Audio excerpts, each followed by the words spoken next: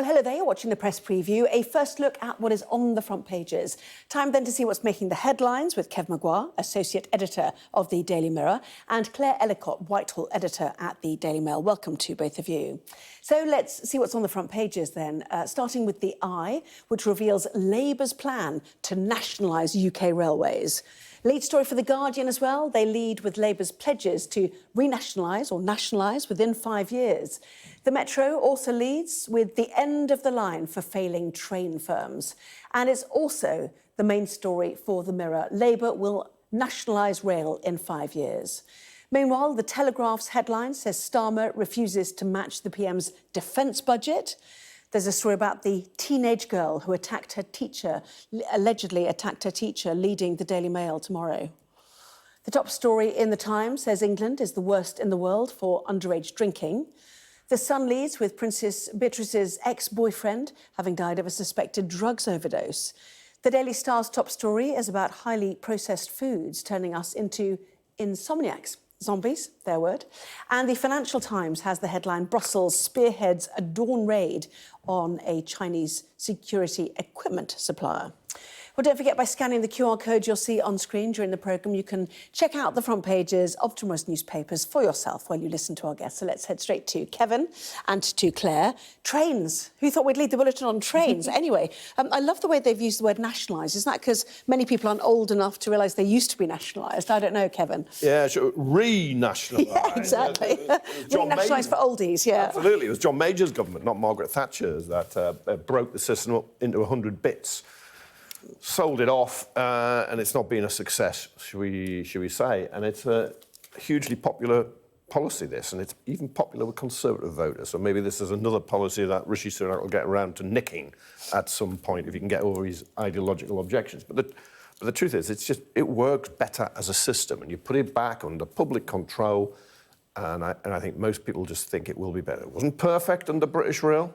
Labour will create great British Railways, but it will be better. And Lou Haig, the Shadow Transport Secretary, reckons they'll save more than £2 billion on just clawing back dividends. That goes to shareholders of these privatised companies, which, you know, those fat cats are getting rich basically on public money. And much of it's already in public hands. Network Rail is, you know, the tracks and the station, the signals. Things like LNER up from London to Leeds, Bradford, Newcastle, up to Edinburgh and then Aberdeen and Aviemore. I'll go on if you like. But, I'll bore you. Yeah, every stop. I did miss out Peterborough. You're quite right. And York. Anyway, but I just think, you know, Labour spinners, you know how it works. They'll be delighted. They have got 4 front pages on a popular policy. Yeah, it's fascinating. So just break down a little bit of the detail. People will be sitting at home, what will it cost me? So the point at the moment is, you said, Network Rail, you know, tracks and everything, and then the train operating companies. The point is they're on contracts, which what happens? Does that just slowly run out and then they automatically go into public ownership again? Yes, well, the Shadow Transport Secretary, Lou Haig, is giving a speech tomorrow where she'll presumably lay out the detail. I think the idea is that all these companies have contracts, and when they run out, they'll renegotiate. Well, they'll take them back into public hands and run them separately, which is, I mean, it sounds great. And obviously, the rail network is a state. Everybody's got their own stories. It costs a fortune. Things don't run on time. They've been cancelled. It's awful. But the problem is that when, you know, we've seen in the past that when things are run by the public purse, it doesn't always work out as well as you hope. And you could, I mean, who knows where it ends up. Oh, I mean, those great private success stories like water and rail and exorbitant electricity and gas. But I mean, they're wonderful. Depending on how far we're going back, it's not always been British the Rail, best for thing. those of us old enough to remember it, you know, it was not a great service. The trains felt filthy. The food was rubbish. Have you been on trains? Have you been on trains now? I mean, like, the amount of money going into the system in the British Rail days was a fraction of what is going in now. And I would say from my own experience that the real price of fares was a lot lower. Tickets in real terms were lower then. I mean, it's just, there's a reason no other European major country has a privatised rail system. Yes, oh, the Metro has Labour, nationalised rail in 5 years, the end of the line for failing train firms, a little bit like you. Election promises to axe the franchises, but industry warns political plan will raise costs. So does that mean if the taxpayer's now funding it, we do pay?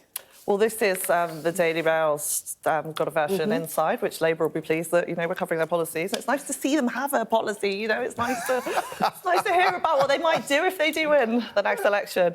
And rail chiefs are warning that, it's going to cost billions. I think 10 billion is the price one put on it to nationalise the railways. The fact is there's a system in place at the moment, and I'd imagine that, quite a lot will have to be ironed out, as much as private companies do make money from these contracts, they wouldn't do it otherwise, which is why some of these contracts have already been nationalised. They do also put money into long-term improvements and make the service better.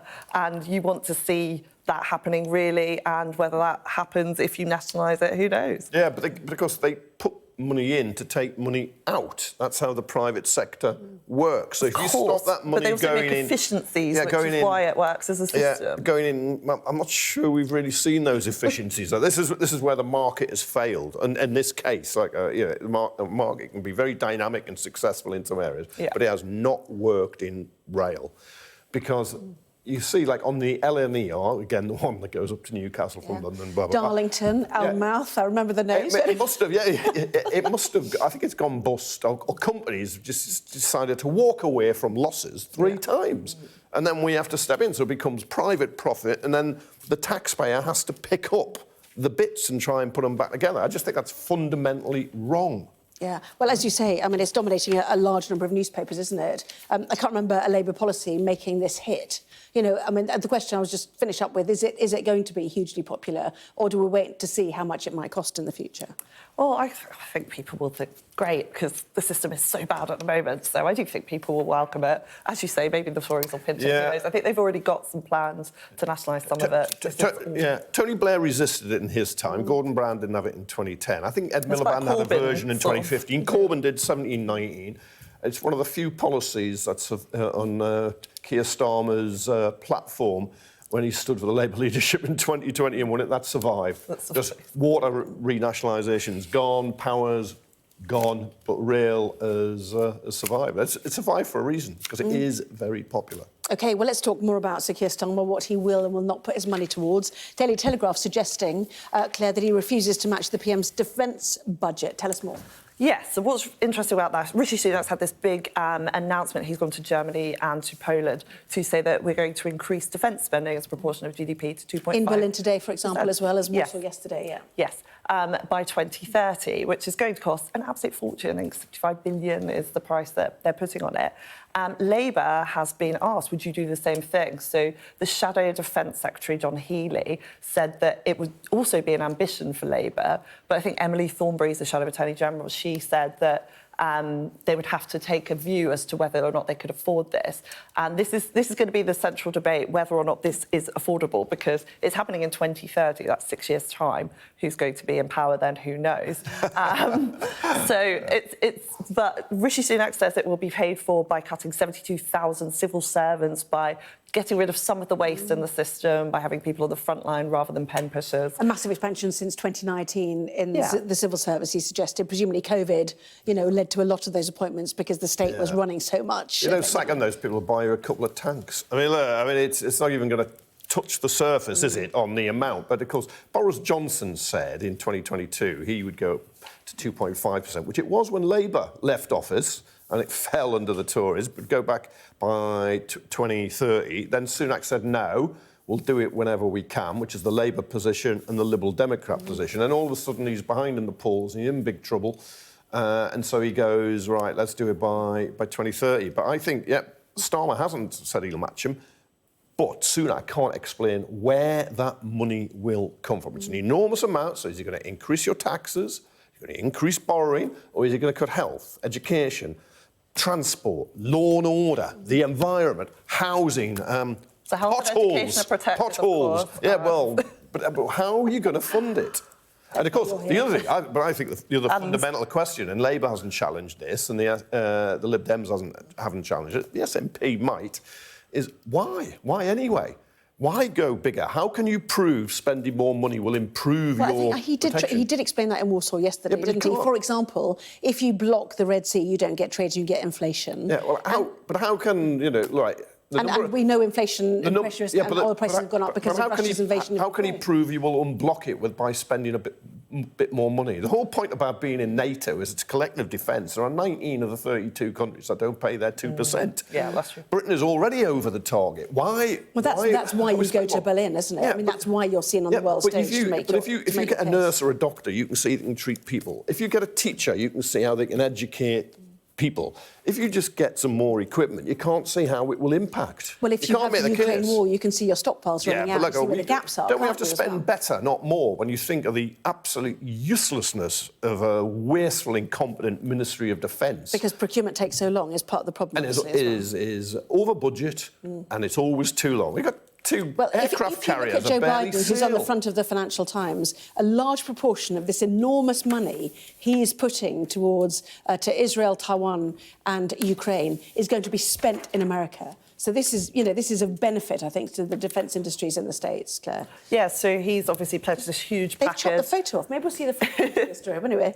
He's pledged this huge package. It's taken 6 months to get through Congress. There's been loads of fight back from the Republicans. He's finally got it through. Loads of the equipment's been sent today. I think they already had stuff in Europe, so it could be sent straight to Ukraine. So it's great news for Ukraine. And obviously Russia have been making loads of gains, which is deeply worrying for the world. And just to go back to the 2.5%, 2.5% is also a signal that NATO, that Europe is united against Russia. It's something you have to say because Putin will be emboldened if Europe is not spending a lot of money on defence. In cash terms, Britain, the UK, is already the 5th largest spender in the world, behind the US, China, Russia and India. Some counts have Saudi Arabia ahead as well, but that's disputed. But nevertheless, I just think it's the wrong policy. You want to spend it better, not more. And if you end up with Trump in the White House, he's already said that if Europe isn't funding itself, if Europe, loads of countries like Germany, Rishi Sunak's been to Germany, they don't even meet the 2% of GDP on defence spending at the moment. If Trump ends up in the White House, which is a real possibility in November, then you have he's already threatened to withdraw funding and that America won't defend Europe. So I don't think another 0.2% would fill that gap. Strong signal. We've got to... We've got so much to pack in tonight. I'm going to take a break now. We haven't quite got through your list already. Lots more still to come in the next part of our programme, including The Guardian reporting on that mayhem in central London as several military horses broke loose and ran wild. Such a dramatic picture, isn't it? Back with that and more in just a moment.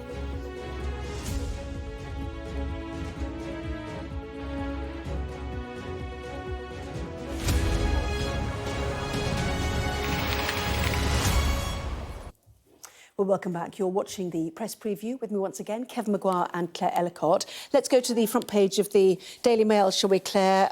This incident at this school in Carmarthenshire in which teachers and a student were injured as well. They've got more details, obviously, on it here. But it comes as both unions and the government talk about behaviour in schools. And in fact, government figures just released showed that the number of school suspensions in England rose to more than 260,000 in the spring term of 2023, the largest number on record for one term. Department for Education showed there are 3,000 permanent exclusions in the spring term last year. And the way that schools respond to this idea of code red, about taking cover, about lockdown, even though knife attacks on teachers are extremely rare, just shows people do need to be aware of this. It sort of has echoes of what happens in the States where, they have gun attacks all the time and terrible things happen. But you don't expect it in Britain. And the fact that there was actually this real code red system where pupils had to turn off their phones and they had to hide in classrooms or go over fences to protect themselves. I mean, it's great that they have the system, but wild that they need it. But we've seen this story. A teacher was stabbed in the neck by a girl who's a Year 9 pupil. Yes, allegedly we say at this point because it's an active case. Yes, so she's being held for attempted murder. I mean, it's an absolutely extraordinary story. And it sounded like the pupil allegedly went in to attack the teacher. A teacher got involved, another pupil got involved. It's just, there's this random school in Wales. It's quite an extraordinary story. And loads of details come out today. I think there's a clip about what's happened. Which people want stopped. Don't put Yes. it out on social media because it leads to contempt of court, identification issues and stress also for those pupils involved in this. Of course. We obviously have to be very careful what we say about this because somebody is in with the police. No. Yeah. And initial reports suggested two pupils were fighting, teachers got involved and they got injured. But this account is very different. It's very different. This, if it is accurate, and of course it'll be tested in court, and there will be a due legal process, and quite rightly so. But it is disturbing in the context of those other figures. Now, there's always been trouble in schools. I remember fights when I was at school. I was involved in one or two myself, but I don't remember people producing knives. I don't remember their involvement at all. Yeah, difficult to speculate, obviously, at this stage. But if you look at the Times, we talked about the behaviour in schools generally. England worst in the world for underage drinking. Third of 11-year-olds have had alcohol. As a study says, middle classes normalise harmful habits. Very quickly, because I do want to get to the horse incident This is as well. a huge study from the World Health Organization putting Britain at the top of underage drinking. I mean, it's an absolutely mad story. It says a third of 11-year-olds have drunk alcohol and half of 13-year-olds in England have drunk alcohol. And that's the highest rate in the world. And we've heard so much about university students cutting down their drinking. You know, loads of them don't drink anymore. But actually, what this study is saying is that there's a generation lockdown. The kids who came through all of the lockdown and COVID, COVID when it engulfed the world, they've actually been raised in the system, and it's normalised drinking for them. Also among the worst for vaping and smoking amongst young kids, which is not. Look, I want us to be the top of tables, but not this one. Yeah. 30 seconds on the picture story of a number of papers: the Mail, the Times, the Guardian, the horses. Kevin, it was extraordinary. You saw it and you thought, Telegraph as well. Is this real? And of course, unfortunately, the blooded white horse. I know, that's horrific. It collided with a couple of vehicles. Was it a taxi and a bus running? They were calmed. I hope they're okay, but. Yeah. It's surprising more people weren't injured when you consider the way they were running around, panicked. And builders had dropped from a great height building materials. Yes. Should they have dropped while horses were there? Should they have been training while the building was happening? So, I mean, London's one big construction site, isn't it? So. Claire Ellicott, Kevin Maguire, thank you both very much indeed.